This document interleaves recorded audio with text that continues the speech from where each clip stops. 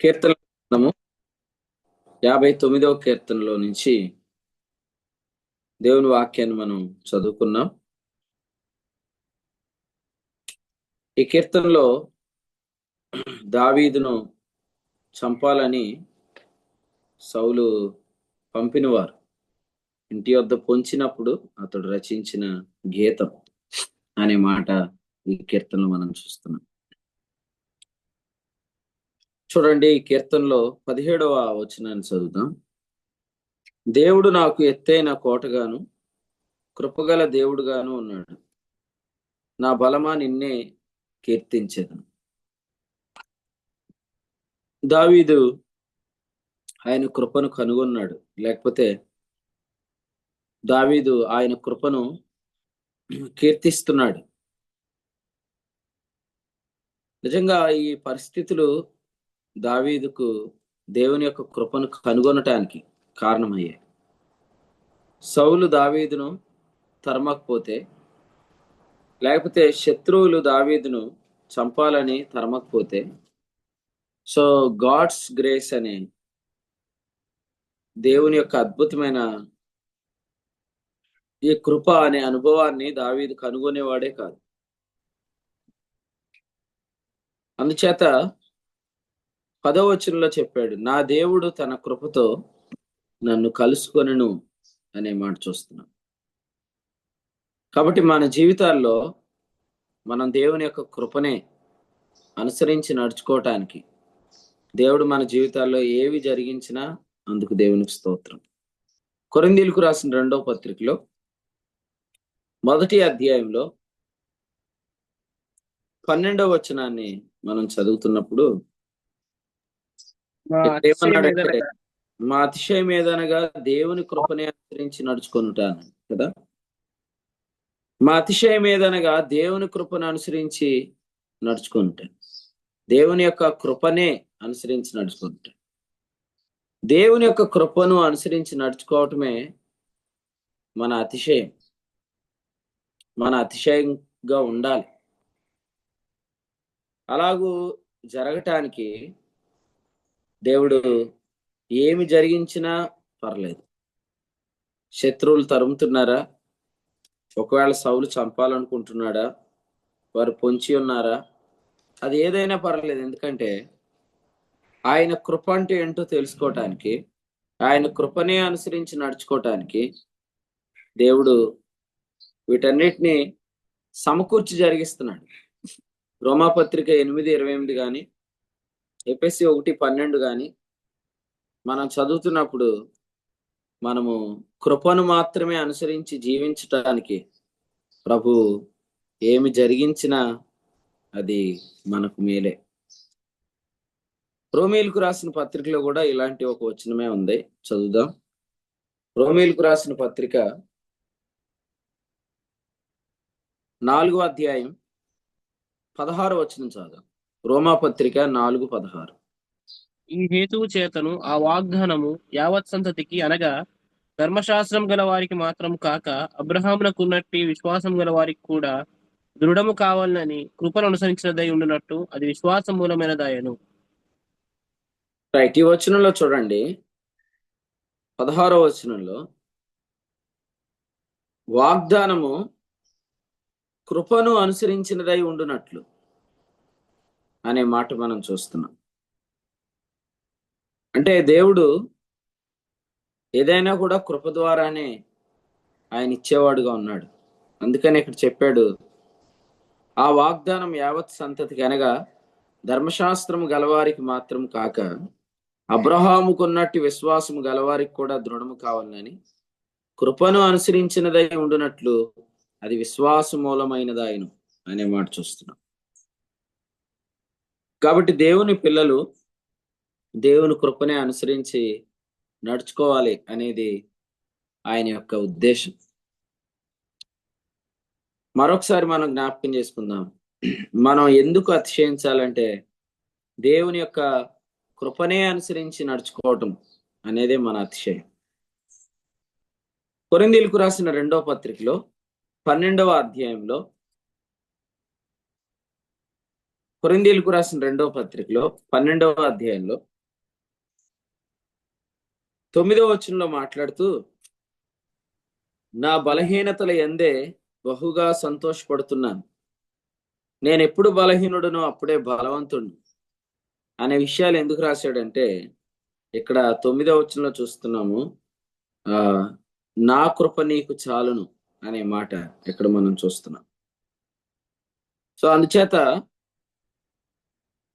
అపోస్తలుడైన పౌలు తన బలహీనతల గురించి మాట్లాడుతూ వాటిని బట్టి ఎంతో ఆనందిస్తున్నాడు, అతిశయిస్తున్నాడు. కారణం ఏంటంటే, మరి ఆ సందర్భాల్లో నేను దేవుని యొక్క కృపను అనుభవిస్తున్నాను, లేదా దేవుని యొక్క కృపను నేను ఆశ్రయిస్తున్నాను. ఇక్కడ చూడండి, ఆయన మాట్లాడుతూ ఏం చెప్పాడంటే, 7వ వచనంలో, నాకు కలిగిన ప్రత్యక్షతలు బహువిశేషముగా ఉన్నందున నేను అత్యధికముగా హెచ్చిపోకుండు నిమిత్తం నాకు శరీరములో ఒక ముళ్ళు, నేను అత్యధికంగా హెచ్చిపోకుండా నిమిత్తం నన్ను నలుగుగొట్టుటకు సాతాను యొక్క దూతగా ఉంచబడెను అనే దగ్గర 9లో చెప్పాడు, నా కృప నీకు చాలును అనే మాట. సో చాలా మంది అనుకుంటున్నట్లు అపోస్తలుడైన పౌలు మరి ఎంతో విశేషమైన ప్రత్యక్షతలు గలవాడు కాబట్టి, మరి ఈయన దేవుని యొక్క కృపను అనుసరించి జీవించకుండా ఉండటానికి పరిస్థితులు ఉంటాయి. వాటిని ఏమన్నాడంటే అతిశయించుట అన్నాడు, లేకపోతే హెచ్చిపోకుండుట, హెచ్చిపోకుండు నిమిత్తం, హెచ్చిపోవుట. ఆ హెచ్చిపోకుండా ఉండటానికి ఏం చేశాడు దేవుడు అంటే, మరి నలుగగొట్టే సాతాను దూతను, అది శరీరంలో ఉన్న ఒక అనారోగ్యం కాదు, లేకపోతే ఏదో పౌలుకి పాపం చేసే అలవాటు లేకపోతే బలహీనత అని కాదు, కానీ వ్యక్తులు, ఆయన వ్యక్తుల ద్వారా, ముఖ్యంగా అసలు ఈ అధ్యాయం రాస్తున్నప్పుడు ఆయన ఎందుకు ఈ వివరాలు చెప్తున్నాడు అంటే, కొరింథీలో ఉన్న వ్యక్తులు చాలా మంది ఆయనను ఎంతో బాధ పెడుతున్నారు. ఏమని బాధ పెడుతున్నారంటే, మనము ఇంతకు ముందు కూడా చదువుకున్నట్లుగా, నీవు అపోస్తలుడివేనా అని చెప్పి పౌలు గారిని వారు మరి ప్రశ్నించటం అనేది, అది ఆయన అవివేకంగా మాట్లాడాల్సిన పరిస్థితులు తీసుకొచ్చింది. అవివేకంగా అంటే ఏంటంటే, ఒకప్పుడు ఆయన కృపచేత చేసిన కార్యాలే ఆయన చెప్పుకోవాల్సిన పరిస్థితిని వారు తీసుకొని వచ్చారు. కాబట్టి ఇవన్నీ ఎందుకు జరుగుతున్నాయి అని అంటే, ఆయన ఏమంటున్నాడంటే, ఇవన్నీ కూడా నేను కృపనే అనుసరించి జీవించేటట్లుగా జరుగుతున్నాయి అని చెప్తున్నాడు. కాబట్టి దేవుడు మన మేలు కొరకే సమస్తాన్ని సమకూర్చి జరిగిస్తున్నాడు. మనం ఒకటే ఆలోచన చేయాలి, ఏ దినాల్లో మనం దేవుని యొక్క కృపను అనుసరించలేకపోతున్నామో అప్పుడు మనం దేవుని యొక్క సంకల్పానుసారంగా, చిత్తానుసారంగా మనం నడిపించబడట్లేదు అని తెలుసుకోవాలి. కానీ దేవుని యొక్క కృపనే అనుసరించి నడుచుకునేటట్లు దేవుడు ఏది చేసినా కూడా మనం దేవుని స్తుతించాలి. కారణం ఏంటంటే, ఆయన కృపనే అనుసరించి మనము జీవిస్తున్న దినాలలో మనం ఆయన చిత్తానుసారంగా మనం కొనసాగుతున్నాము అని గమనిస్తున్నాం. కొలసీలకు రాసిన పత్రికలో రాత్రి వర్తమానంలో ఒక వచనాన్ని మనం చదువుకున్నాం. 1వ అధ్యాయం 9-12 వచనాల్లో అక్కడ ఏమనుందంటే, దేవుని విషయమైన జ్ఞానమందు అభివృద్ధి పొందుచు అని ఉంది. సో దైవ జ్ఞానంలో మనం అభివృద్ధి పొందనప్పుడు మనము మన సామర్థ్యం గురించి మాట్లాడుతూ ఉంటాం, మన బలం గురించి మాట్లాడుతూ ఉంటాం. దానినే 9-12 వచనాల్లో వివేకము లేని మాటలు అన్నమాట కదా. తిమోతి పత్రికలో ఏం చెప్పాడు? ఎల్లప్పుడూ నేర్చుకొనుచున్నాను, చెప్తారా?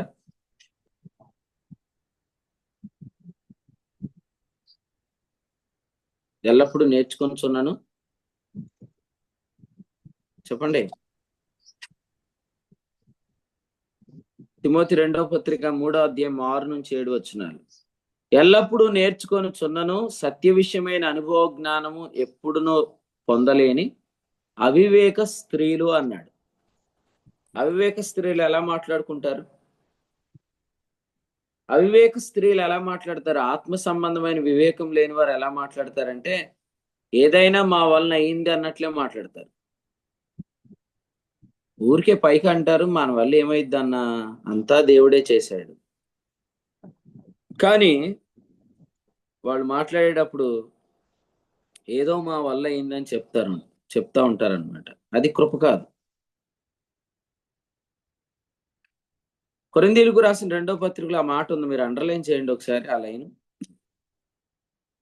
కొరింథీయులకు రాసిన 2వ పత్రికలో 10వ అధ్యాయంలో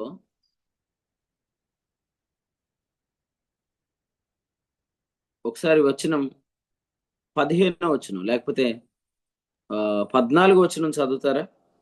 14వ మేము వచనం. మేము క్రీస్తు సువార్త ప్రకటించుచు మీ వరకును వచ్చి ఉంటుంది గనుక మీ యొద్దకు రాని వారమైనట్టు మేము మా మేర దాటి వెలుచున్న వారం కాము. మేము మా మేరకు మించి ఇతరుల ప్రయాస ఫలములలో భాగస్థులమనుకొని అతిశయపడము. మీ విశ్వాసం అభివృద్ధి అయిన కొలది మాకు అనుగ్రహింపబడిన మేరలకు లోపలనే సువార్త మరి విశేషంగా వ్యాపింపజేయచ్చు. మీ ఆవలి ప్రదేశంలో కూడా సువార్త ప్రకటించినట్లుగా మేము మీ మూలంగా ఘనపరచబడుతామని నిరీక్షిస్తున్నామే గాని మరి ఒకని మేరలో చేరి సిద్ధపడి ఉన్నవి మావేనట్టు అసహింపఘోరము. రైట్. సేమ్ అలాగే 4వ అధ్యాయంలో కూడా ఇలాంటి మాట ఉంది. చదవండి ఒకసారి 7వ వచనం. అయినను ఆ బలాధిక్యము మా మూలమైనది కాక దేవుని దయ ఉండినట్లు మంటి ఘటములలో ఈ ఐశ్వర్యం మాకు కలదు. చూడండి తర్వాత 3వ అధ్యాయం 6 చూడండి. ఆయనే మమ్మును క్రొత్త నిబంధన కొనగా అక్షరములకు కాదు గాని ఆత్మకే పరిచారకులమవుటకు మాకు సామర్థ్యం కలిగించి ఉన్నాడు. రైట్. ఈ వచనాల్లో మీరు ఆలోచన చేయండి. మనం ఎలా మాట్లాడతామంటే ఏదో మన సామర్థ్యం వల్ల జరిగింది, లేకపోతే మన బలం వల్ల జరిగింది అని అనుకుంటాం. కానీ వాస్తవంగా ప్రభువే మన ద్వారా జరిగిస్తున్నాడు అనేది మనం మాట్లాడడం. అదే ఆత్మ సంబంధమైన వివేకం లేకపోవటం. ఇంకా చెప్పాలంటే దేవుని జ్ఞానం విషయంలో మనం అభివృద్ధి చెందకపోవటం. కానీ మనం అభివృద్ధి చెందిన కొలది మనం మాట్లాడే మాటలు తర్వాత మనల్ని దేవుని కృపలో నిలబెట్టి ఉంచుతాయి. లేదు మనం గర్వంతో మాట్లాడితే ఆ మాటలు మనల్ని దేవుని కృపలోంచి తొలగిస్తాయి. మనము దైవ కృపను అనుసరించి సాగిపోదుము గాక.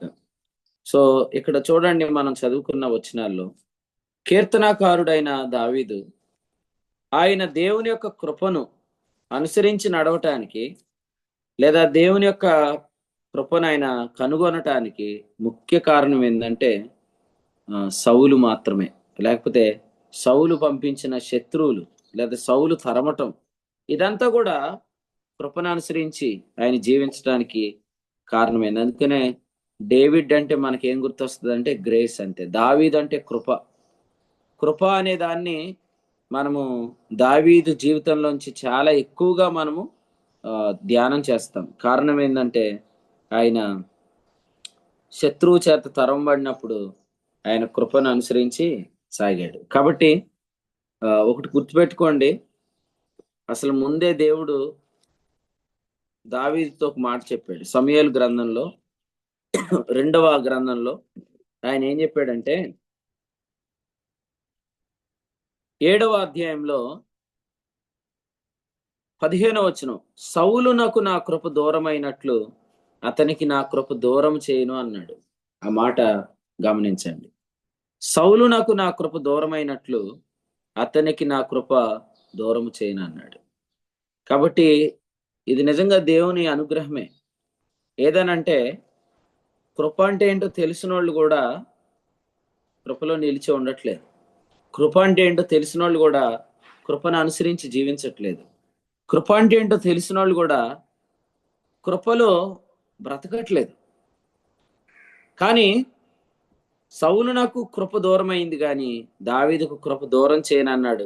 ఎలా చేయకుండా ఉంటాడు అని మనం అనుకుంటే 14లో చెప్పాడు, మనుషులకు తగులు దెబ్బలతో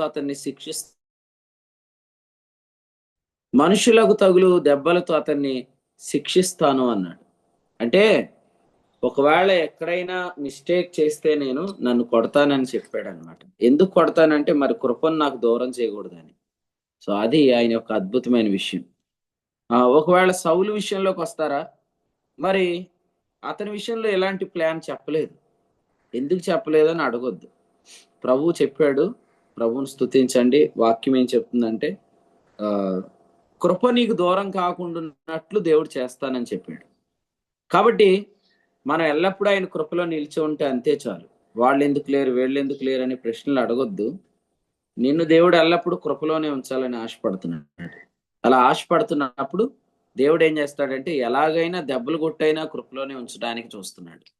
ఆ కృపలోనే నడిపించడానికి చూస్తున్నాడు. అది ఇక్కడ మనం స్తుతించవలసిన అంశం. ఎందుకంటే సౌలుకు కృప దూరం అయిపోయింది. సౌలు అంటే ధర్మశాస్త్రం కాదు, సౌలు కూడా దేవుని కృపను అనుభవించాడు. కానీ ఆయన కృప దూరమైంది. కానీ దావీదు ఆ కృపలో జీవించాడు. ఒకానొక టైంలో పౌలు గారు కూడా కృపలో నుంచి తొలగిపోయేదానికి అవకాశం ఉంది. పౌలే కాదు, మనమందరం కూడా కృపలోంచి తొలగిపోయేదానికి అవకాశం ఉంది. అందుకని ఏం చేస్తాడంటే నేను అత్యధికముగా హెచ్చిపోకుండా నిమిత్తం దేవుడు శరీరంలో ఒక ముళ్ళు, అనగా సాతాను యొక్క దూత. కాబట్టి ఇవి ఎందుకు జరుగుతున్నాయి, ఇలా ఎందుకు జరుగుతున్నాయి, ఇవన్నీ మనం తెంగర ప్రశ్నలు అడగకూడదు అనమాట. ఎందుకంటే అవన్నీ దేవుడు మన మేలు కోసమే జరిగిస్తున్నాడు. ఎందుకంటే మనం ఒకటే చెక్ చేసుకోవాలి, మనం అసలు కృపను అనుసరించే జీవిస్తున్నామా ఈ దినాల్లో? ఆత్మ సంబంధమైన వివేకం కలిగి మాట్లాడుతున్నామా లేదా? అవి మాట్లాడితే దేవునికి స్తోత్రం, ఏది జరిగినా పర్లేదు. మనం గ్రేస్ లో ఉంటే అంతే చాలు. గ్రేస్ ని అనుసరించి జీవిస్తే అంతే చాలు. గ్రేస్ ని మనము ఎక్స్పీరియన్స్ చేస్తే అంతే చాలు. ఎందుకంటే గ్రేస్ లో మనం ఉన్నామంటే ఇందులో మనం సాగటానికే దేవుడు అన్ని సమకూర్చి జరిగిస్తున్నాడు అని మనం తెలుసుకోవాలి. ఒకవేళ ఉద్యోగం ఆలస్యమైందా, అయినా కృపలోనే ఉండటానికి ప్రభు ఇది అనుమతించినందుకు స్తోత్రం. ఒకవేళ ఏదైనా కార్యం ఆలస్యమైందా, అయినా కృపలోనే నిలిచి ఉండటానికి ఇది జరిగినందుకు స్తోత్రం. ఎందుకంటే ప్రభువు మనకు చేస్తున్న మేలు మనము అందరిలాగా చూడకూడదు. నాకు అది జరగలేదు, ఇది జరగలేదు, ఇది అవ్వలేదు, అది అవ్వలేదు. ఖచ్చితంగా అన్నీ ప్రభు చేస్తాడు. మనం చూసుకోవాల్సిన ముఖ్యాంశం ఏంటంటే am I following grace or not? నేను కృపనే అనుసరించి జీవిస్తున్నానా లేదా అనేది చాలా అవసరం. ఇప్పుడు చాలా మందికి అన్నీ ఉన్నాయి కానీ కృప లేదు. కొలసీలకు రాసిన పత్రిక ప్రకారం ఇంట్లో చెప్తారు కదా, అన్నేసి చూడు నన్నేసి చూడు అన్నారంట. ఏంటది? కొలసి పత్రికలో ఏముంది?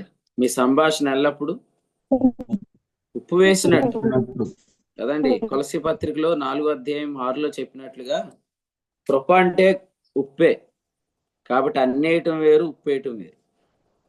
కాబట్టి అన్నీ ఉన్నా కృప లేకపోతే, కాబట్టి మన కృప ఉంది, అన్ని మనల్ని వెంబడిస్తే అన్ని మనం అనుభవిస్తాం, రైట్ టైంలో ఎక్స్పీరియన్స్ చేస్తాం. సో ముఖ్యమైనది గ్రేస్. ఒకటే ప్రార్థన చేయండి, ప్రభువా నువ్వు దావీదు గురించి చెప్పావు కదా, నేను అతనిని శిక్షింతును అనే మాట నాకు కూడా జరిగించు ప్రభువా. సౌలు నాకు దూరం చేసినట్లు కృప నాకు దూరం కాకుండానట్లు మరి నీవు నన్ను శిక్షించు. ఎప్పుడైనా నేను తప్పిపోతే నన్ను శిక్షణ చేయి అని అడగాలి. అంతేగాని ఇది గ్రేస్ కాదు అని చెప్పావనుకో, కాకపోతే మరి అయితే వెళ్ళిపోమని చెప్తాడు ప్రభు. ఏది? తప్పు చేసినప్పుడు దేవుడు మనల్ని అత్యధికంగా హెచ్చిపోయే అవకాశాలు ఉన్నప్పుడు దేవుడు మనల్ని నడిపిస్తున్న విధానాలన్నిటినీ గ్రేస్ కాదు అని మనం చెప్తా ఉంటుంటే, సరే గ్రేస్ కాకపోతే గ్రేస్ నీకు ఎందుకు అని చెప్పి ఆ గ్రేస్ ని మనం ఎక్స్పీరియన్స్ చేయకుండా పరిస్థితులు వస్తాయి. ఇక మనం ఇంకేం అతిశయిస్తాం చెప్పండి? దేన్ని బట్టి అతిశయిస్తాం? కాబట్టి ప్రియులారా, అన్నిటిని బట్టి దేవుని స్తోత్రం. ఎందుకంటే మనం ఆయన కృపలో నిలిచి ఉండేటట్లుగా ప్రభువే వీటన్నిటిని మన జీవితాల్లో జరిగిస్తున్నాడు. రోమాపత్రిక 8:28లో చెప్పినట్లుగా మేలు కలుగుటకై సమస్తమును ఆయన సమకూర్చి జరిగిస్తున్నాడు అంటే అర్థం ఏంటంటే, ఎఫెసీ పత్రిక 1:12లో చెప్పినట్లుగా దేవుడు తాను చేసిన నిర్ణయం చొప్పున సమస్త కార్యాలు జరిగిస్తున్నాడు అనే మాట యొక్క అర్థం ఏంటంటే, మనం దేవుని యొక్క కృపనే అనుసరించి జీవించడానికి ప్రభు వీటిని జరిగిస్తున్నాడు. అందుకనే ఈ కీర్తనల గ్రంథంలో 59వ కీర్తనలో మనం ఈ మాటలు మనం చూస్తున్నాం. చూడండి, ఒకసారి చదువుదాం. వచనం 3వ వచనంలో ఏం రాయబడిందంటే, ఊరకే బలవంతులు నా పైని పోగుబడి ఉన్నారు, నా యందు ఏ అక్రమమును లేకున్నాను వారు పరుగులెత్తి సిద్ధపడుచున్నారు. నన్ను కలుసుకొనుటకై మేల్కొను. దేని గురించి మాట్లాడుతున్నాడు? నన్ను కలుసుకొనుటకై మేల్కొనుమని 10వ వచనం. నా దేవుడు తన కృపతో నన్ను కలుసుకొనెను. నిజంగా మనం ఆశ్చర్యపోతా ఉంటాం అన్నమాట. ఎందుకంటే మనం చేసిన పెద్ద నష్టమేమీ లేకపోయినా శత్రువు మనల్ని తరుమటం, వ్యక్తిగతంగా మనం చేసిన నష్టమేమీ లేకపోయినా మనల్ని టార్గెట్ చేయటం అనేది మనం చూస్తున్నప్పుడు మనం ఆశ్చర్యపోతాం. కానీ మనం తెలుసుకోవాల్సిన సంగతి ఏంటంటే ఇవన్నీ కృపను మనం ధ్యానించడానికి సమకూడుతున్నాయి. ఇవన్నీ మనం కృపను అనుసరించడానికి సమకూడుతున్నాయి. సో గ్రేస్ యొక్క రియాలిటీ, గ్రేస్ యొక్క డెప్త్ ఏంటో మీరు తెలుసుకోవడానికి ఇవన్నీ సమకూడతాయి. అందుకనే యోహాను సువార్తలో యేసు ప్రభు మాట్లాడుతూ 15వ అధ్యాయంలో ఏం చెప్పారు? నిర్హేతుకముగా వారు నన్ను ద్వేషించారు. 25వ వచనం. నన్ను నిర్హేతుకముగా ద్వేషించరు.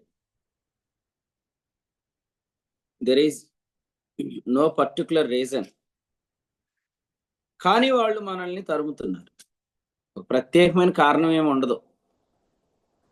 కాబట్టి దీనికి మీరేమీ ఆశ్చర్యపోవద్దు. మనం వీటికి ఆశ్చర్యపోవద్దు. ఎందుకంటే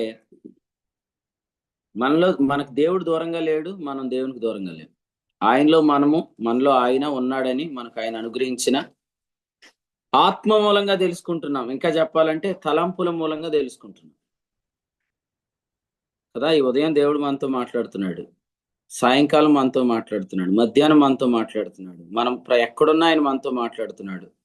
సో మనం ఆశ్చర్యపోవాల్సిన అవసరం ఏముంది? ఆయన చూస్తుంటుండగానే, ఆయనతో మనం మాట్లాడుకుంటుండగానే, ఆయనతో మనం కలిసి ప్రార్థన చేస్తుంటుండగానే ఈ ఆపదలు మనకు వస్తున్నాయంటే, లేకపోతే ఏదైనా అటాక్ మన మీద జరగాలని సాతాను ప్రయత్నం చేస్తున్నట్లయితే వీటికి మనం ఆశ్చర్యపోవాల్సిన అవసరం ఏం లేదు. యోహాను మొదటి పత్రిక 3:24లో చెప్పినట్లుగా మనము ఆయన ఇచ్చే తలంపులు, ఆయనతో మనం మాట్లాడుట, ఈ ఎక్స్పీరియన్స్లు ఉన్నప్పుడే సౌలు పంపించిన వాళ్ళు వచ్చి డోర్ కొడుతున్నారు అనుకోండి, అప్పుడు మనం ఆశ్చర్యపోవాల్సిన అవసరం లేదు. ఎందుకంటే దేవునికి తెలియకుండా ఇవేం జరగట్లేదు. కాబట్టి ఏదో ఒక ఆశ్చర్యము మనం కలిగి ఉండాల్సిన అవసరం లేదు. పేతురు చెప్పినట్లుగా మీకేదో వింత సంభవించబోతుందని దయచేసి మీరు ఎవరు కూడా అనుకోవద్దు. పేతురు రాసిన మొదటి పత్రికను మరలా మనం జ్ఞాపకం చేసుకుంటున్నాం. 4వ అధ్యాయం 12వ వచనంలో వింత సంభవించినట్లు ఆశ్చర్యపడకండి. మనం ఆనందించాల్సిన అంశం ఏంటంటే మనము దేవుని యొక్క కృపను ధ్యానం చేస్తున్నాం. కోరహ కుమారులు అన్నారు, మేము నీ ఆలయంలో కృపను ధ్యానం చేస్తున్నాం. మేము నీ ఆలయంలో కృపను ధ్యానం చేస్తున్నాం. వాళ్ళ తండ్రి మరి తిరుగుబాటు చేశాడు కదా, కానీ వాళ్ళు ఏం చేస్తున్నారు? వారు దేవుని కృపను ధ్యానం చేస్తున్నారు. మనకంటే ముందు చాలా మంది చనిపోయారు. వాళ్ళెవ్వరికి అసలు కృప అంటే ఏంటో అర్థం కాలేదు. ఊరికే అందరూ కృప అని పేరు పెట్టుకున్నారు. కొంతమంది అన్నామణి అని పేరు పెట్టుకున్నారు. అన్నామణి అంటే హన్నా అని, కృప అని.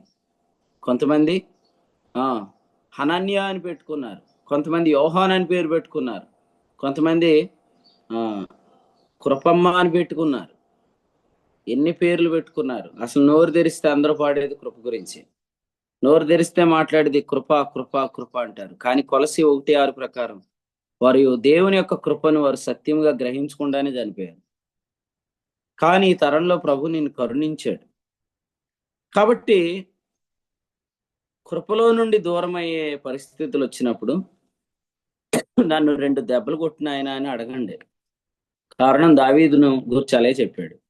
సౌలు నాకు దూరం చేసినట్లు నేను కృపను దూరం చేయనన్నాడు. ఎందుకంటే సౌలు ఎలాంటి వాడంటే, నీ దగ్గర నుంచి రాజ్యం వెళ్ళిపోతుంది, ఎందుకంటే నువ్వు దేవుని మాట వినలేదు అని ఎప్పుడైతే చెప్పాడో, మరి దావీదు సౌలు ఏం చేశాడంటే సమూయేలు వస్త్రం చిరిగిపోయేటట్టుగా సమూయేలును పట్టుకున్నాడు.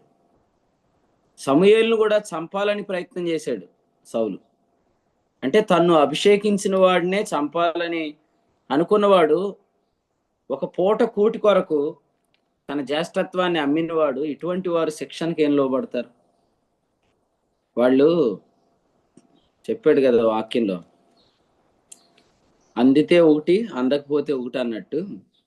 వాళ్ళు బాగున్న దినాల్లో ఒకలాగుంటారు, అదే దెబ్బలు కొట్టే దినాల్లో చంపేయడానికి చూస్తారు. సౌలు సమూయేలును చంపేయాలనుకున్నాడు. అలాగే ఏశావు ఒక పూట కూటి కొరకు కూడా అతడు ఆ ఆ శ్రమను యాక్సెప్ట్ చేయలేకపోయాడు. కానీ మన ప్రభు ఒక పూట అంతా కూడా మరి ఆ సిలువలో ఆయన వేలాడినప్పుడు ఆయన అనుభవించిన శ్రమలు ఈరోజు మనం ఇన్ని మహిమల్లోనికి వెళ్ళడానికి కారణమైంది. కాబట్టి ఈ కుమారుడు మరి శిక్షణను, లేకపోతే పాపాత్ములు తనకు వ్యతిరేకంగా చేసిన తిరస్కారం అంతా ఓర్చుకున్నాడు అనే మాట చూస్తుంది. కాబట్టి ప్రియులారా, మన జీవితాల్లో ఎవరు మనల్ని అభిషేకించారో వారినే మనం చంపాలని ప్రయత్నం చేసే పరిస్థితి అయితే కృప దూరం అవుతుంది. ఎందుకంటే ఇవన్నీ దేవుడు ముందుగానే ఎరిగినవాడు. అందుకనే సౌలునకు నేను కృపను దూరం చేసినట్లు నేను నీకు కృపను దూరం చేయను అనే మాటను బట్టి మనం కూడా ప్రభువుని అడగాలి. ప్రభువా, మరి దావీదు గురించి మీరు చెప్పారు కదా, ఏమని చెప్పావు? నేను శిక్షింతును అనే చెప్పావు. అంటే తప్పు చేసినప్పుడు నేను దావీదును శిక్షింతును అని చెప్పాడు. అంటే ప్రేమిస్తున్నాను అని దావీదు అంటే అర్థం ఏంటి? ప్రియుడు కదండి. దావీదు అంటే అర్థం ఏంటి? ప్రియుడు. అందుకనే ఏం చెప్పాడంటే, అతడు పాపము చేసిన ఎడల నరుల దండముతోను మనుషులకు తగులు దెబ్బలతోనూ అతన్ని శిక్షింతును అని చెప్పాడు. కాబట్టి ఎవరిని ఆయన ప్రేమిస్తున్నాడో వారిని ఆయన ఖచ్చితంగా శిక్షిస్తాడు. దీనికి అభ్యంతర పడినోడు ఎవడైతాడు? వాడు ఖచ్చితంగా భ్రష్టుడు అవుతాడు. అసలు కొంతమంది ఇప్పుడు తప్పు చేసి కూడా తప్పునే ఒప్పుకోవట్లేదు. ఇక తప్పును ఒప్పుకోకపోతే ఇంకా శిక్షణ ఏం స్టార్ట్ అవుతుంది? తప్పును ఒప్పుకుంటే కదా శిక్షణ స్టార్ట్ అయ్యేది. కాబట్టి తప్పును ఒప్పుకోని వారందరూ కూడా మరి సౌలు లాంటి లైన్లోనే ఉంటున్నారు. కానీ మరి దేవుని యొక్క వాక్యం వస్తున్నప్పుడు ఆయన సన్నిధి కాంతిలో మనం ఖచ్చితంగా మన విశ్వాసంలో ఉన్న లోపాన్ని మనం సరిచేసుకోవాలి. సంఖ్యాకాండం 6వ అధ్యాయంలో 24 నుండి 26 వచనాల్లో ఆయన సన్నిధి కాంతి ప్రకాశిస్తున్నప్పుడు అది మన విశ్వాసంలో ఉన్న లోపాన్ని తీర్చడానికి మన దగ్గరికి వచ్చింది. తెస్సలోనికీయులకు రాసిన మొదటి పత్రిక 3వ అధ్యాయంలో చెప్పినట్లుగా మన విశ్వాసంలో ఉన్న లోపము 9-10 వచనాలు తీర్చడానికి వచ్చింది.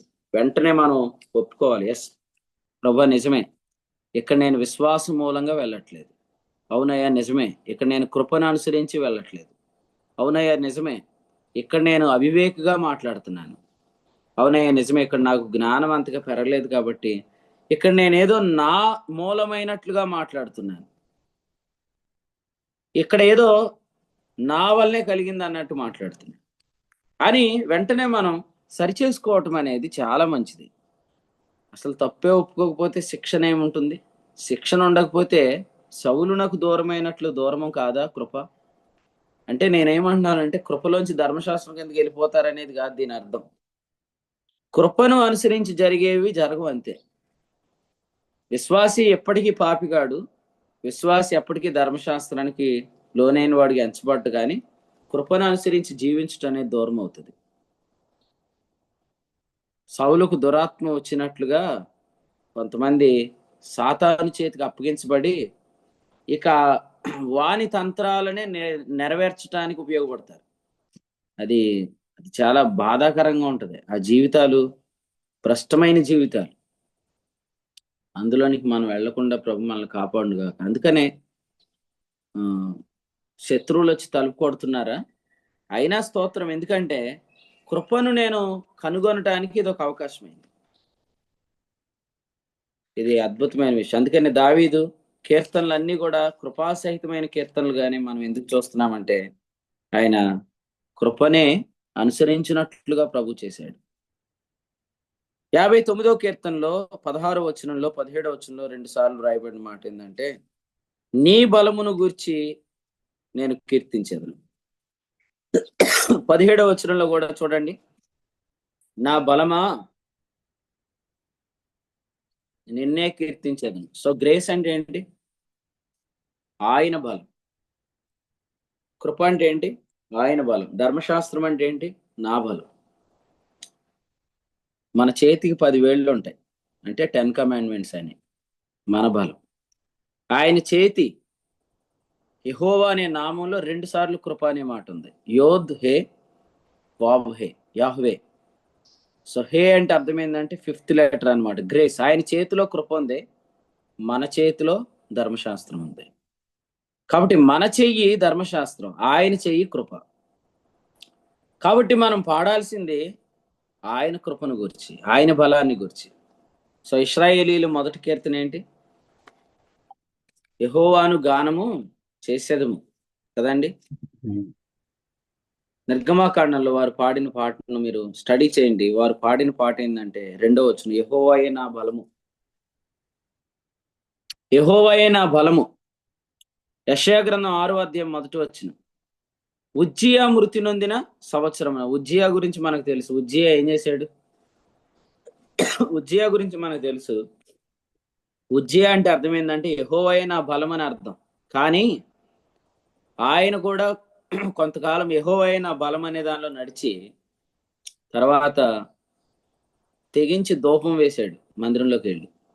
అంటే కొంతమంది యెహోవాయే నా బలం అని ఆరంభించి తర్వాత ఆ పాటను ఎట్లా మార్చుకుంటారంటే నేనే నా బలం అని మార్చుకుంటారు. ఇశ్రాయేలీలు కూడా యెహోవాయే నా బలం అని ఆరంభించారు. ఆ తర్వాత సంఖ్యాకాండంలో వాళ్ళు ఏమన్నారు? ఆ జనులు మనకంటే బలవంతులు అన్నారు 13వ అధ్యాయంలో. వారి దృష్టికి మేము మిడతల వలె ఉంటిమి అన్నారు. అంటే వీళ్ళు ఇక్కడ ఏం చూసుకున్నారు? తమ బలాన్ని చూసుకున్నారు. నేను ఒక ప్రశ్న అడుగుతాను, ఇదేదో ఆరంభంలోనే చూసుకుంటే బాగుండుగా. ఐగుప్తులో బయటకు వచ్చేవాడు కదా ఒక్కడు కూడా. ఐగుప్తులోనే నా బలం అనే పాట మీద ఉంటే ఒక్కడన్నా బయటకు వద్దుడా? అక్కడంతానేమో దేవుని బలం అంతే. అసలు ఆరంభ దినాల్లో మన విధేయత ఎలా ఉంటుందంటే నాదేమీ లేదన్నట్టు ఉంటుంది. కొంచెం కొనసాగాక మాదేదో ఉందండి అని ఎత్తుక్కోవడానికి వస్తారు. అది మనం చెప్పలేనందుకు వదిలి వెళ్ళిపోతారు కదా. సో అది మనకు జీవితాంతం రాకుండాను కాక యేసుప్రభు వచ్చే దినం వరకు. ఎందుకంటే కర్త కొనసాగింపు ఫిబ్రవరి 12:1 యేసుక్రీస్తే అన్నప్పుడు ఆరంభంలో నాదేమీ లేదు, కొనసాగింపులో కూడా నాదేది లేదు. ఇది ఎంత అద్భుతం! ఆరంభంలో నాదేది లేదు, కొనసాగింపులో నాదేది లేదు. అది ఆ మాట మనం నోటితో అనటం కాదు, కానీ అది అనటానికి కావలసిన జ్ఞానంలో మనం అభివృద్ధి చెందాలి. దేవుని విషయమైన జ్ఞానం అంది అభివృద్ధి చెందకపోవటం వల్లే అవివేకపు మాటలు మాట్లాడుతున్నాం. అవివేకపు మాటలు మాట్లాడటం వల్లనే కృపలోంచి కొట్టివేయబడుతున్నాం. కృప దూరం అవుతుంది. ఆత్మచేత నడిపించబడాల్సిన వాళ్ళు ఇప్పుడు దురాత్మ చేత నడిపించబడుతున్నారు. చూడండి ఎంత విచిత్రం అంటే, సంఖ్యాకాండం 13వ అధ్యాయం 33లో మేము వారి దృష్టికి మిడతల వలె ఉంటిమి అన్నారంటే ఆరంభంలో ఉన్న పాట ఏమైంది? ఇప్పుడు పాట మారిపోయింది. యెషయా గ్రంథం 6వ అధ్యాయం 1వ వచనం ప్రకారం నేనే నా బలం అనుకుంటున్న ఉజ్జియా ఏమయ్యాడు? మృతి నొందాడు. నిజంగా మీరు ఆలోచించేయండి, ఎక్కడైతే నేనే నా బలం అనుకుంటున్నామో అది చచ్చిపోతే తప్ప ప్రభు మనకు కనపడ్డు. రాజైన ఉజ్జియా మృతి నొందిన సంవత్సరమున అత్యున్నతమైన సింహాసనమందు ఆసీనుడు ఉండగా నేను ప్రభువును చూశాను. కాబట్టి అత్యున్నతమైన ప్రభువుని మనం ఎప్పుడు చూస్తాం? నేనే నా బలం అని అనుకునేది చచ్చిపోతే తప్ప కనపడదు. అంతవరకు కనబడాల్సిన వచనాలు కనపడవు, కనబడాల్సిన తలంపులు కనపడవు, కనబడాల్సిన కొనసాగింపు కనపడదు, కనబడాల్సిన పరిచర్య కనపడదు. మనం కొన్నిసార్లు అనుకుంటాం, ఈ ధన్యవచనం నాకు దేవుడు ఎందుకు ఇవ్వలేదు, ఈ ఆశీర్వచనం దేవుడు నాకు ఎందుకు ఇవ్వలేదు అనుకుంటాం. కానీ ఆ వచనాలు కనబడకుండా దేవుడే చేస్తాడు. ఆ రాత్రి అంతా సముద్రంలో చేపలు లేవా? కానీ ఆ చేపలు వాళ్ళకి దొరకలేదు. బైబిల్ అంతట్లో ఎన్నో వచనాలు ఉన్నాయి, కానీ కొన్ని వచనాలు నీకు దొరకకుండా దేవుడు చేస్తాడు. ఎప్పుడంటే నీ బలం చావాలి, నా బలం చావాలి. ఉజ్జియా మృతి నొందాలి, అప్పుడే అత్యున్నతుడైన వాడిగా ప్రభు మనకు కనిపిస్తాడు. ఇప్పుడు కూడా చూడండి, మీరు వాక్యం వింటారు కానీ కొన్ని విషయాలు మీరు సీరియస్ గా పట్టుకోరు. పట్టుకోవట్లేదు కాదు, మిమ్మల్ని పట్టుకోనివ్వడు దేవుడు. ఇదేందండి అనొద్దు. ఎందుకంటే మనము నా బలం చచ్చిపోవాలి అనే ఉద్దేశం లేనప్పుడు మనం కొన్ని సీరియస్ గా వినలేము, కొన్ని మనకు సీరియస్ గా అనిపించవు. కానీ కొంతమంది వాటినే ఎంఫసైజ్ చేస్తారు, అంటే వాటినే పైకెత్తి మాట్లాడతారు. అప్పుడు మనకు అనిపిస్తుంది ఈ వచనం నిజంగా చెప్పారా అనిపిస్తుంది. శారదా గారు మైక్ ఆఫ్ చేయండి నన్ను. కాబట్టి కొన్ని వచనాలు మనం అంత సీరియస్ గా వినమన్నమాట. కానీ మనకు ఏది దేవుని ఆత్మ మాట్లాడాలనుకుంటున్నాడో అది క్లియర్ గా మనకు వినపడాలి. ఏది ప్రభు ఆత్మ మనకు చూపిస్తున్నాడో ఆ వచనం క్లియర్ గా మనకు కనపడాలి. అది ఎప్పుడు కనపడుతుంది అంటే ఇదిగో ఇప్పుడు మనం వింటున్నట్లుగా ఆ వాస్తవంగా మన జీవితాల్లో నా బలం అనేది ఎంచుకుంటున్నప్పుడు ప్రభు మనల్ని కొట్టాలి. యాకోబుని దేవుడు ఎక్కడ కొట్టాడు కదా? ఎక్కడ బలం ఉంటుందో, బలమైన ఎముక ఏదైతే ఉందో ఆది కాండంలో అక్కడే కొట్టాడు. 32వ అధ్యాయంలో. కాబట్టి కొడత మంచిదే. హోషే గ్రంథంలో ఏమన్నాడు? ఆయనే మనలను కొట్టాను, ఆయనే మనలను బాగు చేయను అన్నాడు. ఆయనే మనల్ని కొట్టాను. ఎవరు మాట్లాడుకుంటున్నారు ఈ మాట? యాకోబు మాట్లాడుతున్నాడు. యాకోబు వంశస్థులు మాట్లాడుతున్నారు. 2 దినములైన తర్వాత ఆయన రాబోతున్నాడు. ఎక్కడికి? సియోనులో నుండి యాకోబులోనికి వచ్చి ఏం చేయబోతున్నాడు? రోమాపత్రిక 11వ అధ్యాయంలో చూస్తున్నాం. యాకోబులో ఉన్న భక్తిహీనతను ఆయన తొలగించబోతున్నాడు. రోమీలకు రాసిన పత్రిక 11వ అధ్యాయం మీరు చదవండి. ఆయన వారిలో ఉన్న భక్తిహీనతను తొలగించబోతున్నాడు. 26, 27. ఎలా తొలగిస్తాడు తెలుసా? ఆది కాండం 32వ అధ్యాయంలో యాకోబును తొడ మీద ఎలా కొట్టాడో అలా కొట్టడం ద్వారా ఇప్పుడు వారి భక్తిహీనతను ఆయన తొలగిస్తున్నాడు. కాబట్టి దెబ్బ మంచిదైందా చెడ్డదైందా? దెబ్బ మంచిదైందా చెడ్డదైందా? మీకు ఏమనిపించింది? మంచిదైందండి. ఖచ్చితంగా మంచిదే. హోషే గ్రంథం 6వ అధ్యాయంలో మీరు చదవండి. ఆయనే మనలను స్వస్థపరిచెను, ఆయనే మనలను చీల్చివేసిన, ఆయనే మనలను స్వస్థపరచును, ఆయనే మనలను కొట్టెను, ఆయనే మనలను బాగు చేయను. కాబట్టి యాకోబును ఆయన ప్రేమించాడు, కాబట్టి యాకోబును కొడుతున్నాడు. యాషావుని ఆయన శిక్షణ చేయడు. యాషావుని ఆయన శిక్షణ చేయడు. ఎందుకంటే ఆయన వారు కాదు. మనం ఆయన పిల్లలం. మనం ఆయన కృపలోంచి తొలగిపోకుండా ఉండటానికి దేవుడు మనల్ని ఖచ్చితంగా ఆయన శిక్షణ చేసుకుంటాడు, తర్ఫీదు చేస్తాడు. ఒకవేళ మీరు వద్దు అనుకుంటారా, యెషయా గ్రంథం 1:9 చదువుకోండి. సొదొమ గొమొర్రా వలె అయిపోతాం. కానీ అలా అవ్వలేదంటే అర్థం ఏంటి? మనల్ని దేవుడు నాశనం చేసేవాడు కాదు, దేవుడు మనల్ని బాగు చేసేవాడు. అందుకనే సొదొమ గొమొర్రాల పరిస్థితి కోరుకోవద్దు. లోతు ఉన్న సొదొమ వేరు, అబ్రహాము నివసిస్తున్న కనాన్ వేరు. లోతు పట్ల దేవుని నడిపింపు వేరు, అబ్రహాం పట్ల దేవుని నడిపింపు వేరు. కాబట్టి మనం అబ్రహామును హత్తుకోవాలి కానీ సొదొమ గొమొర్రాను హత్తుకోకూడదు. దానిని అగ్ని గంధకాలతో ఆయన కాల్చివేసినప్పుడు ఇశ్రాయేలీలు నాశనం చేయలేడా? కానీ ఆయన చేయలేదు. బహు కొద్దిపాటి శేషాన్ని ఉంచాడు. కారణం ఏంటంటే వీరు శిక్షణ చేయబడుతున్నారనే మాట మనం చూస్తున్నాం. కాబట్టి ఇప్పుడు మీరు మళ్ళీ చదవండి కీర్తనల గ్రంథంలో. మనం ఈ ఉదయకాలం చదివిన కీర్తనలు ఏమనుంది? 13వ వచనం, దేవుడు యాకోబు వంశమును ఏలుచున్నాడని భూదిగంతముల వరకు మనుషులు ఎరుగుతారు. సో యాకోబులోనికి మరలా రివైవల్ రాబోతుంది. ఉజ్జీవం తిరిగి మరలా యాకోబులోకి రాబోతుంది. ప్రపంచంలో దేవుడు ఇశ్రాయేలులో నివాసం చేయబోతున్నాడని, ఇశ్రాయేలీల ద్వారా దేవుడు ప్రపంచాన్ని పరిపాలించబోతున్నాడని భూదిగంతాల వరకు తెలుసుకోబోతున్నారు. యోవేలు గ్రంథం 3వ అధ్యాయం ఆఖరి వచనం చదవండి. యోవేలు గ్రంథం 3వ అధ్యాయం ఆఖరి వచనం ఏమనుంది అక్కడ? 21. అయితే యూదా దేశంలో నివాసులు నిత్యముందురు, తరతరములకు యెరూషలేము నివాసముగా ఉండును, యెహోవా సీయోనులో నివాసిగా వసించును. ఎస్, జరగబోయేది ఇదే. యెహోవా సియోన్లో వసించబోతున్నాడు. ఈ ప్రపంచంలో ఎంత పెద్ద పెద్ద నగరాలు ఉన్నాయి కదా, మెట్రోపాలిటన్ సిటీస్ ఎన్ని ఉన్నాయి మన ఇండియాలో. అమెరికా దేశంలో ఎంత పెద్ద పెద్ద పట్టణాలు ఉన్నాయి. కానీ ఆయన ఈ భూమి మీద యెరూషలేములో నివాసం చేయబోతున్నాడు. ఆయన యాకోబులో నుండి పరిపాలన చేయబోతున్నాడు. ఈ గొప్ప అనుభవం యాకోబు ఎలా స్వతంత్రించుకుంది? యాకోబు తొడ మీద ఆయన కొట్టడం ద్వారా. ఇంకా చెప్పాలంటే ఇశ్రాయేలు వంశస్థులను ఆయన 2 దినములు చీల్చివేసినట్లుగా, ఆయన కొట్టివేసినట్లుగా ఉంది. కానీ వాస్తవంగా వాళ్ళని చూసే వాళ్ళందరికీ ఎలా ఉందంటే హిస్కేలు గ్రంథంలో చెప్పాడు 37వ అధ్యాయంలో, వాళ్ళని చూస్తే ఎలా ఉందంటే ఎండిన ఎముకల్లాగా ఉన్నారు. అందులో ఎండిన ఎముకల్లా ఉన్నారు. కానీ ప్రభు 2 దినములైన తర్వాత వాళ్ళని ఏం చేయబోతున్నాడు అంటే వారిలోనికి మరలా జీవాన్ని తీసుకొని రాబోతున్నాడు. వారిలోనికి మరలా దేవుడు ఉజ్జీవాన్ని తీసుకొని రాబోతున్నాడు. కాబట్టి అది ప్రవచనం, మనకి ప్రస్తుతం కూడా ఉంది. ప్రవచనంలో ప్రస్తుతం ఉంది, ప్రస్తుతంలో ప్రవచనం ఉంది. మనం దేవుని పిల్లలం కాబట్టి ఇశ్రాయేలు పట్ల దేవుడు కృపను దూరం చేయలేదు. ఇశ్రాయేలు రాజైన దావీదు పట్ల దేవుడు తన కృపను దూరం చేయలేదు. సో దూరం చెయ్యని వారిని స్టడీ చేయండి. సౌలును కాదు స్టడీ చేయాల్సింది, సొదొమ గొమొర్రాను కాదు స్టడీ చేయాల్సింది. సౌలును స్టడీ చేస్తే మీకు ఏమర్థమైంది? అభిషేకించినప్పుడేమో సౌలుకు సమూయేలు నచ్చాడు. నువ్వు అమాలేకీయులు పూర్తిగా నిర్మూలన చేయమంటే చేయలేదు కదా, సమూయేలు కొరకు కనిపెట్టకుండా బలి అర్పించావు కదా అనే సందర్భాల్లో సమూయేలును చంపాలని చూశాడు. అది కాదు, సొదొమ గొమొర్రా లాంటి వారు కాదు.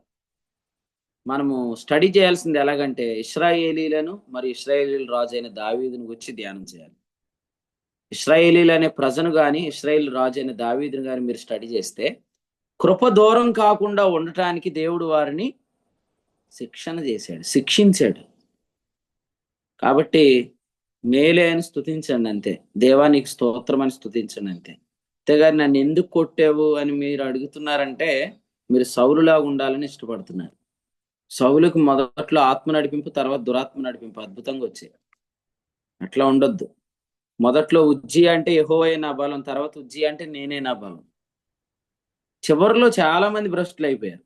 మీరు చూడండి, ఆరంభంలో కృప అనే దానిలో ఉన్నవాళ్ళు చివరిలో చాలా భ్రష్టులు అయిపోయారు. ఇదంతటి కారణం ఏంటంటే గ్రేస్ ని మనము అనుభవించడానికి ఏది ఏర్పడినా పర్లేదు అనుకోవాలి, కానీ ఇవి ఏర్పడితేనే నేను కృప అనుకుంటే ఖచ్చితంగా కష్టం. కృపలో ఉండటానికి ఏది ఏర్పడినా పర్లేదు. కాబట్టి కృపలో మనల్ని ప్రభు ఎల్లప్పుడూ నిలబెట్టి ఉంచడానికి ఇష్టపడుతున్నాడు. కాబట్టి 59వ కీర్తనలో రాసిన మాట ఏంటంటే యాకోబులో నుండి దేవుడు ఏలుతున్నాడని భూదిగంతాల వరకు మనుషులు ఎరుగునట్లు చేస్తానని చెప్పాడు. మీరు చెప్పండి, ఇశ్రాయేల్ మీద కుక్క తన నాలుక నాడించిందా? నిర్గమాకాండం 11వ అధ్యాయంలో ఐగుప్తులోంచి ఇశ్రాయేల్ని ఆయన వేరు చేసినప్పుడు కుక్క కూడా తన నాలుకను ఆడించలేదు. కానీ ఇప్పుడు ఏం చేస్తుందంట? సాయంకాలం వస్తుందంట, కుక్కలా మురిగి పట్టణం అంతా తిరిగి వెళ్ళిపోతుందంట. 2 సార్లు రాశాడన్నమాట.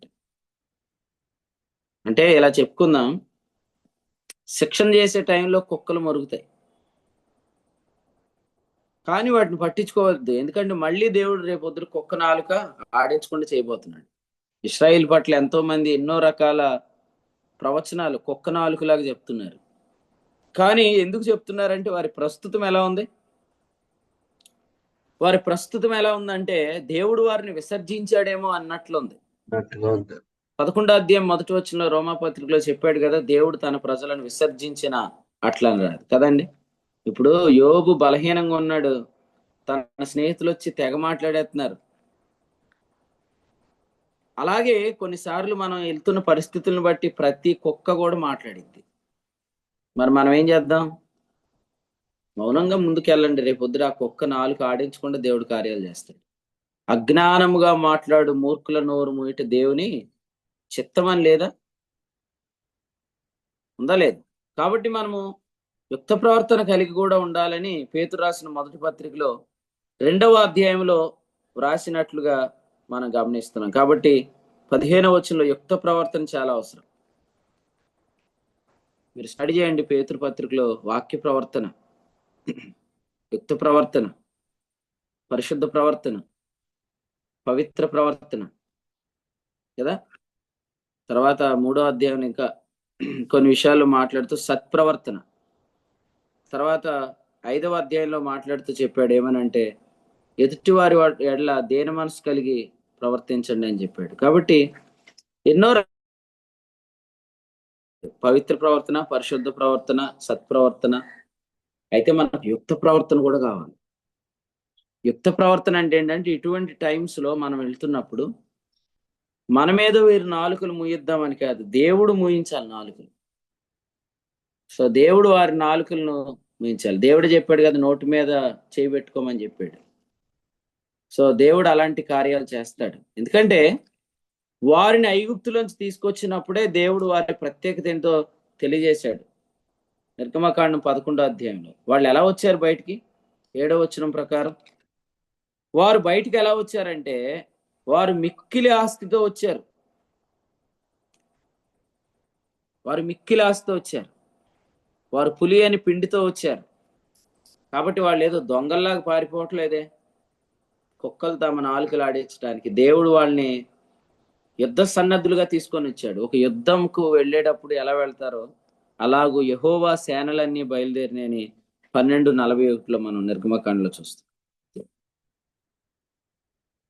కాబట్టి ఏం చేద్దాం మరి? ప్రతి కుక్క సాయంకాలం వచ్చి మొరుగి వెళ్ళిపోతుందంట, పట్టణం అంతా తిరిగి వెళ్ళిపోతుందంట. కానీ ఏం చేద్దాం? ఖచ్చితంగా సహించండి, ఎందుకంటే ప్రభు కార్యాలు చాలా అద్భుతంగా ఉంటాయి. అందుకే ఇక్కడ చెప్పాడు 16వ వచనంలో, ఆపద్దినమున నాకు ఆశ్రయముగా ఉన్నావు అనే మాట మనం చూస్తున్నాం. 12వ వచనంలో అన్నాడు, వారి పెదవుల మాటలు, వారి నోటి పాపము, వారి పలుకు శాపము, అబద్ధములు, వారు తమ గర్వములో చిక్కుబడుదురు గాక. అందరూ అనండి, వారు తమ గర్వములో చిక్కుబడుదురు గాక. ఎందుకంటే మీరు గమనించారా, దేవుడు మాట చెప్పాడు, అసలు మీరు అతనికి విరోధముగా మాట్లాడడానికి ఎందుకు తెగించారు కాదు, భయపడలేదు అన్నాడు. వాక్యం చదవండి, వాక్యాలు మీరు కరెక్ట్ చెప్పాలి. సంఖ్యాకాండం 12వ అధ్యాయం 8లో మీరెందుకు భయపడలేదు అన్నాడు. అంటే మాట్లాడడానికి భయం లేదు. కానీ ఇదంతా దేవుడే చేస్తాడు తెలుసా, ఎందుకంటే వారి గర్వంలో వారు చిక్కుకునేటట్టు చేస్తాడు. వారి గర్వంలో వారు చిక్కుకునేటట్టు చేయటానికే వారు ఎంత పెద్ద మాట మాట్లాడడానికైనా తెగువ గలవారుగా, స్వేచ్ఛాపరులుగా ఉంటారండి. దేవదూతలు కూడా ఏంద్రా బాబు వీడు మహిమలను కూడా దూషించడానికి ఎంత తెగిస్తున్నాడు అని వాళ్ళు అనుకుంటున్నారంట. వారు ఎవరంట? వారికంటే అధికమైన బలము శక్తి గలవారు. పేతురు 2వ పత్రిక 2:11. ఆయనను వారు వచనంలో చెప్పాడు, వీరు తెగువ గలవారు, స్వేచ్ఛాపరులై మహాత్ములను దూషింప వెరువకి ఉన్నారు. దేవదూతలు కూడా బలము గలవారు, శక్తి గలవారు. కానీ వారి సమక్షంలో ఇదంతా జరుగుతుంది.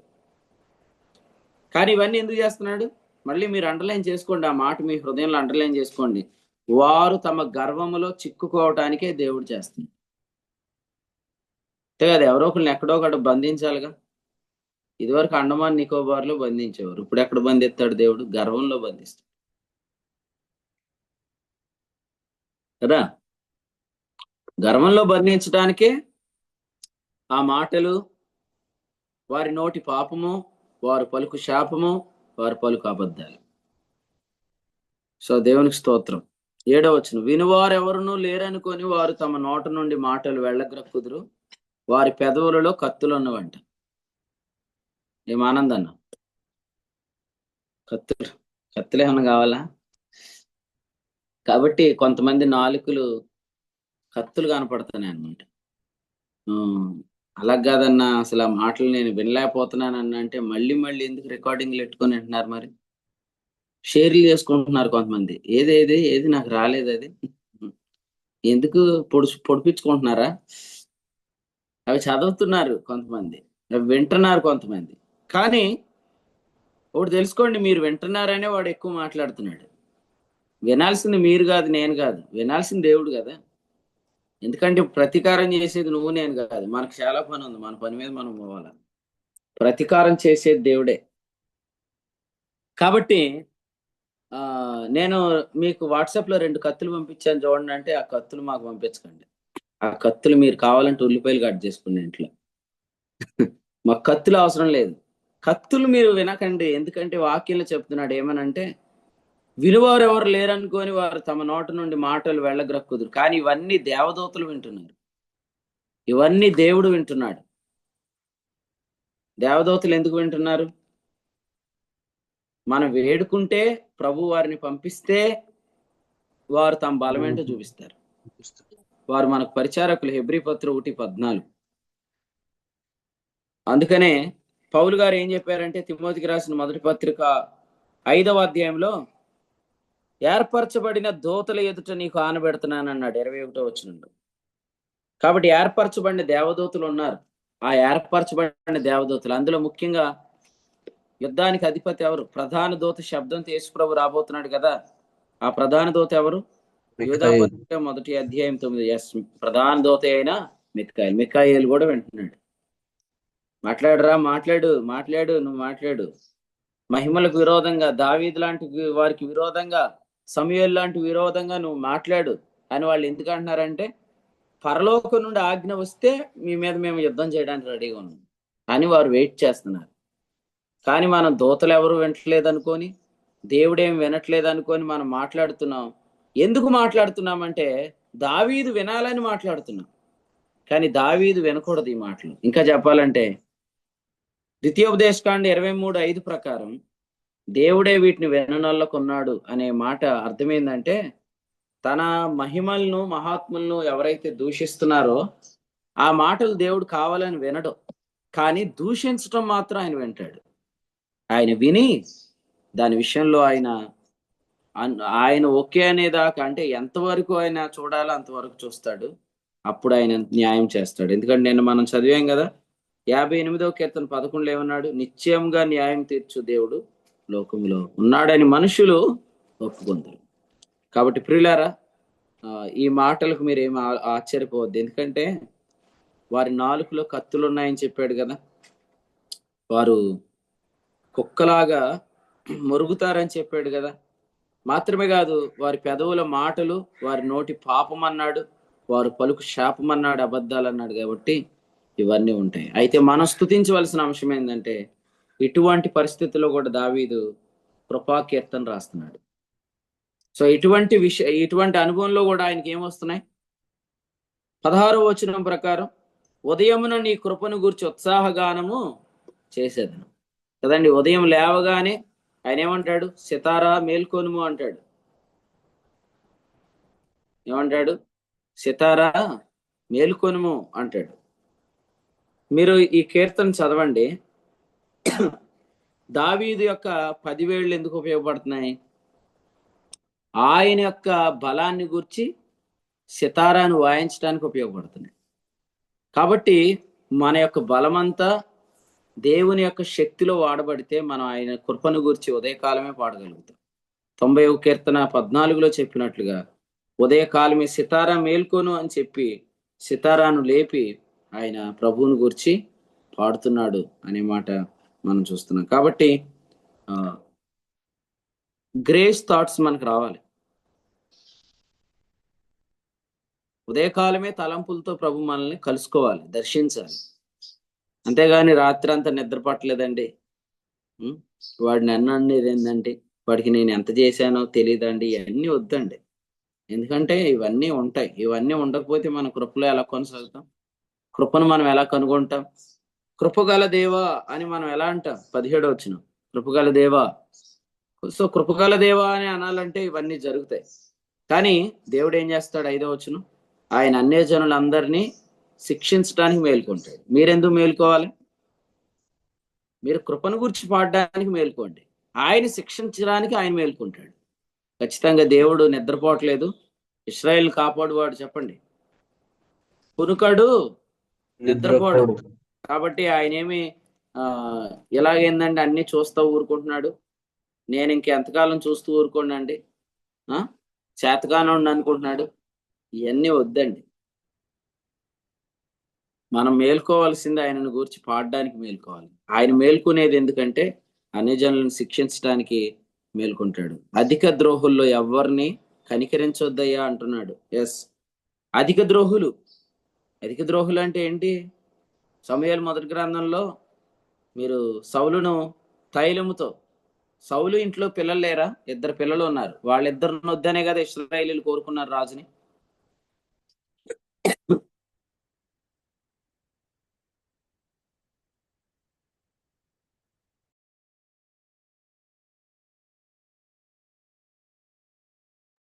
రైట్.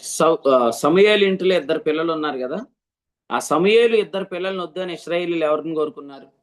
రాజును కోరుకున్నారు. అటువంటి సందర్భంలో సమూయేలు వెళ్ళి సౌలును అభిషేకించారు. కానీ అటువంటి సమూయేలును కూడా ఈయన చంపాలనుకుంటున్నాడు అనమాట. కాబట్టి ఇవన్నీ కూడా మనం ఆలోచిస్తున్నప్పుడు ఈ ఉదయకాలం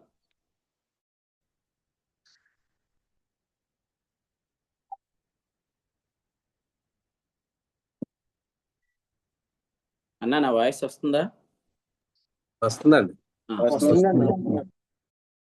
కాబట్టి ఉదయకాలం మనము ఇటువంటి పరిస్థితులు మన జీవితాల్లో ఎదుర్కొంటున్నప్పుడు అధిక ద్రోహులు అనే మాట యొక్క అర్థం కూడా మీరు తెలుసుకోవచ్చు. కాబట్టి అధిక ద్రోహులను ఆయన ఏమి కనికరించడం, మీరు మాత్రం ప్రభు కృపను గురించి పాడడానికి మీరు ఎప్పుడు మేల్కొనండి. ప్రభు ఈ తలంపులు మన కొరకై దీవించును గాక. మనం ఎప్పుడు కృపనే అనుసరించి జీవిద్దాం. కృపనే అనుసరించి జీవించినట్లు ప్రభు సమస్తాన్ని మన జీవితంలో మేలు కొరకే సమకూర్చి జరిగిస్తాడు. ఒక ప్రశ్న అడుగుతాను ఆఖరిగా, మీరు చెప్పండి. ఈ పరిచయం మీరు ఎతికారు, ఈ పరిచయం మిమ్మల్ని ఎతికిందా? పరిచర్య నన్ను వెతికిందండి. కాబట్టి ఖచ్చితంగా దేవుడు మిమ్మల్ని ప్రేమిస్తున్నాడు. కాబట్టి ఒక్కటి చాలు ఆదరించబడటానికి, మిగిలినవన్నీ ప్రభు చూసుకుంటాడు. ఎందుకంటే ఈ గ్రేస్ సత్యంగా గ్రహించిన వారి సంఖ్య చాలా తక్కువ ఉంది. కానీ ఈ వరుసలో ప్రభు మిమ్మల్ని ప్రేమించి ఇది మీ దగ్గర తీసుకొచ్చాడు కనుక మీరు దాన్ని బట్టి ఎప్పుడు కూడా ప్రభుని స్తుతిస్తూ ఈ సత్య కృపలో నిలిచి ఉండండి. మిగిలిన విషయాలన్నీ ప్రభు చూసుకుంటాడు. అవన్నిటి గురించి ప్రభు ఆలోచిస్తున్నాడు. ప్రభువే మనల్ని కడదాకా తన కృపలో నిలిచి భద్రపరచుగా. ఆమేన్. 59వ కీర్తన నుంచి దేవుడు తన దాసుల ద్వారా దావీదు గారు సౌలు చేత నియమించబడి ఆయన చంపడానికి మరి వెంబడిస్తున్నటువంటి శత్రువులు తరుముతున్నటువంటి అనుభవం నుంచి రచించిన కీర్తనగా ఈ యొక్క కీర్తన జ్ఞాపకం చేస్తూ, ఆయన శత్రు చేత తరంబడుతున్న ఆయన యొక్క శక్తిని ఎక్కడ కూడా ఆధారం చేసుకోకుండా దేవుని కృపను అనుసరించి ఆయన నడిచి మరి అన్ని విషయాల్లో కూడా ఆయన కాపాడబడుతూ ఏ విధంగా ఆయన విజయాన్ని సాధించారో మనకు ప్రభు జ్ఞాపకం చేశారు. మనం కూడా విశ్వాస మూలంగా కొనసాగుతున్నటువంటి క్రమంలో మనం కృపను అనుసరించి ఎక్కడ కూడా కృపలోంచి పడిపోకుండా మనం ఏ విధంగా నిలిచి ఉండాలో, ఆ నిలిచి ఉండే క్రమంలో మనం దేవుని యొక్క జ్ఞానంలో వృద్ధి పొందాలి అన్న విషయాన్ని ప్రభు జ్ఞాపకం చేశారు. ఎప్పుడైతే మనం దేవుని యొక్క జ్ఞానంలో వృద్ధి పొందుతామో ఆత్మ సంబంధమైనటువంటి వివేకం కలిగి ఉంటాం. ఆత్మ సంబంధమైన వివేకం కలిగి ఉన్నటువంటి వారు దేవుని యొక్క కృపలో నిలిచి ఉంటారని కూడా ప్రభు జ్ఞాపకం చేశారు. ఎప్పుడైతే మనం కృపను అనుసరించకుండా ప్రారంభంలో మనం దేవుని యొక్క శక్తిని ఆశ్రయించి కృపలో ప్రవేశించినటువంటి మనం, ఇశ్రాయేలు ప్రజలు ఏ విధంగా అయితే వారు ఐగుప్తు నుంచి దేవుని సామర్థ్యం చేత ఆయన బలం చేత ఆయన చేతి ద్వారా విడిపించబడ్డారో, తర్వాత వారు తమ సామర్థ్యాన్ని ఆధారం చేసుకుని ముందుకెళ్ళి ఏ విధంగా వారు తొట్టుబాటు పడ్డారో జ్ఞాపకం చేస్తూ, మనం కూడా కృప ద్వారా ప్రవేశించినటువంటి మనం తిరిగి ఎక్కడ కూడా మన బలాన్ని అనేది వినియోగించకుండా సమస్తం కూడా కృప ద్వారానే నిర్వహించబడాలని దేవుడు తన దాసుల ద్వారా తెలియజేసినటువంటి సంగతులను బట్టి మరి కృపలోంచి మనం ఎప్పుడైతే తొలగిపోతామో, ఇశ్రాయేలు ప్రజలు ఏ విధంగా అయితే మరి వారు శిక్షణ చేయబడ్డారో ఆ విధమైనటువంటి శిక్షణ కూడా మనకి కలుగుతుందన్న విషయాన్ని కూడా ప్రభు జ్ఞాపకం చేశారు.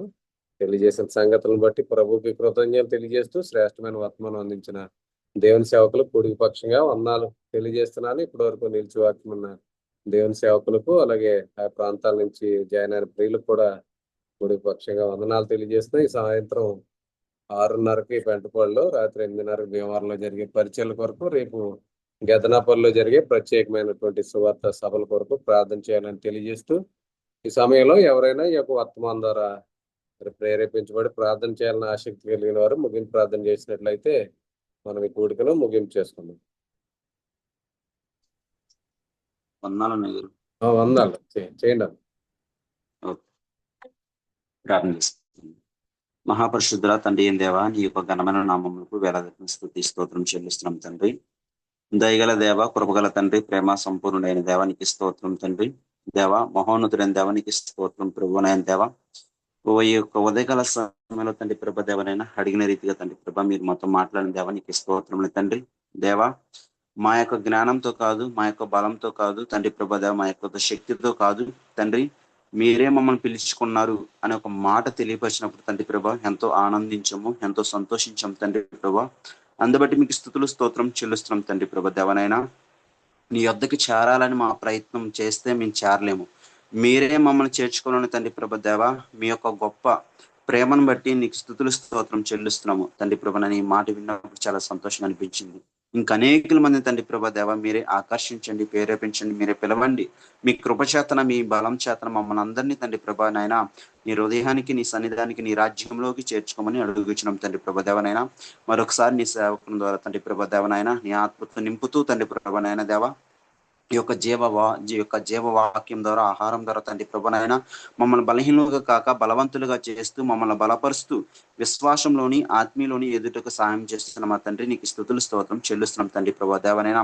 10 సార్లు తండ్రి తండ్రి అన్నప్పుడు తండ్రి ప్రభా దేవనైనా మేమందరము రక్షణ ఆనందం పొందుకున్న వారము, పిలువబడిన వారము, కుమారులము, స్వాస్థ్యములు, అధికారము, సర్వాధికారం మాకు కూడా ఇచ్చారని తండ్రి ప్రభా దేవ విశ్వాసంతో, నిరీక్షణతో తండ్రి ప్రభానైనా ఇటు రీతిగా తండ్రి ప్రభా దేవనైనా సత్యవాక్యాన్ని గ్రహిస్తూ తండ్రి ప్రభా ఇటు రీతిగా తండ్రి నీ యొక్క సహాసంలో తండ్రి ప్రభా దేవ ఇటు రీతిగా మమ్మల్ని నడిపిస్తున్న మా తండ్రి నీకు స్తుతులు స్తోత్రం చెల్లిస్తున్నాం తండ్రి ప్రభానైనా.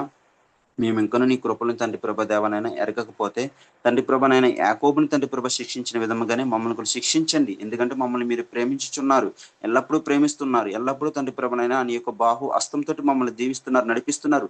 అందుబట్టి మీకు స్తుతులు స్తోత్రం చెల్లిస్తున్నాం. మా యొక్క ప్రవర్తనలోనే, మా యొక్క తలంపులోని ఎటువంటి తండ్రి ప్రభా దేవ పొరపాట్లు తట్టులతో ఉంటే మమ్మల్ని శిక్షిస్తూ తండ్రి ప్రభ నీ హృదయానికి నాయన నీ యొక్క భుజల మీద తండ్రి ప్రభనైనా మమ్మల్ని మోస్తున్నారు. అందుకు దేవ నీకు స్తుతులు స్తోత్రం చెల్లిస్తున్నాం. మా జ్ఞానము కాదు, మా బలము కాదు, కేవలం నీ కృప, నీ కృప, నీ కృప వల్లనే తండ్రి ప్రభదేవ ఇటు రీతిగా జీవిస్తున్నాము. ఇటు రీతిగా తండ్రి ప్రభదేవ ఉదయకాల సమయంలో ఇటు రీతిగా పిలువబడినమంటే మేము వస్తున్నామంటే నీ కృప కారణం వలన తండ్రి ప్రభా. అందుబట్టి మీకు స్తుతులు స్తోత్రం చెల్లిస్తున్నాము. చేరువచ్చిన అందరినీ జ్ఞాపకం చేసుకోండి. అనేక మంది సేవకులు ఉన్నారు, వారిని కూడా జ్ఞాపకం చేసుకోండి. నాయన నీ ప్రియ కుమారుడు తండ్రి ప్రభు నీ సేవకుని కూడా జ్ఞాపకం చేసుకోమని అడుగుచు మరింతగా ఆత్మతో అభిషేకంతో దీవిస్తూ అనేక మందికి సత్యవాక్యమును తండ్రి ప్రభునైనా వెలుగులోకి తండ్రి ప్రభునైనా వెల్లడించే వారి గురించి సహాయం చేస్తూ నీ కృపతోటి ఇంకా బహుగా నింపమని క్రీస్తు నామంలో ఈ మనవులను అడిగి పొందున్నాం తండ్రి, ఆమేన్. ముగింపు ప్రార్థన చేసిన రవీంద్ర గారికి, కూడికిలో ఉన్న ప్రియులందరికీ వందనాలండి. ఒకరికొకరు వందనాలు తెలియజేసుకుని కూడికి ముగింపు చేసుకుందాం. వందనాలు. అందరికీ వందనాలండి. అందరికీ వందనాలు. అందరికీ వందనాలండి.